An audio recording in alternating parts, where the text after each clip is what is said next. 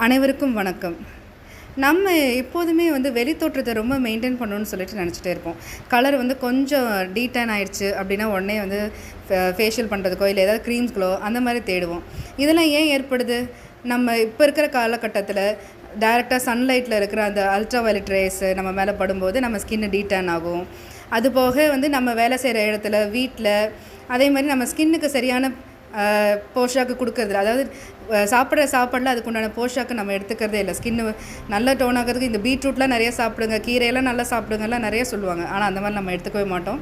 அந்த மாதிரிலாம் எடுக்காத பட்சத்தில் நமக்கு நான் இப்போ சொன்னேன் இல்லையா, இந்த சொரியாசிஸ் இந்த மாதிரி பிரச்சனையெல்லாம் இதெல்லாம் ஏன் வருது அப்படின்னா, நமக்கு எங்கேயாவது ஸ்கின்னில் ஒரு சின்னதாக ஒரு ப்ராப்ளம் இருக்கும். அதை சரியாக மெயின்டைன் பண்ண கரெக்டாக ஹாஸ்பிட்டலோ இல்லை அதுக்கு உண்டான ட்ரீட்மெண்ட் நம்ம எடுத்துருக்க மாட்டோம்.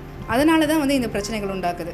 ஸோ இந்த மாதிரி பிரச்சனைகளை போக்குறதுக்கு நம்ம டாப் டைமில் டர்மரிக் மல்டிபர்பஸ் க்ரீம் கொடுத்துருக்காங்க. இந்த டர்மரிக் மல்டிபர்பஸ் க்ரீமில் என்ன முக்கியமாக கலந்துருக்காங்கன்னா, மர மஞ்சள், அதோட தண்டு பகுதியும் வேர் பகுதியும் கலந்துருக்காங்க. அது போக டர்மரிக் க்ரீம்னு சொல்லிட்டோம். அப்போ டர்மரிக்லேருந்து ஒரு எக்ஸ்ட்ராக்ட், குர்குமின்னு ஒரு எக்ஸ்ட்ராக்ட் எடுக்கிறாங்க.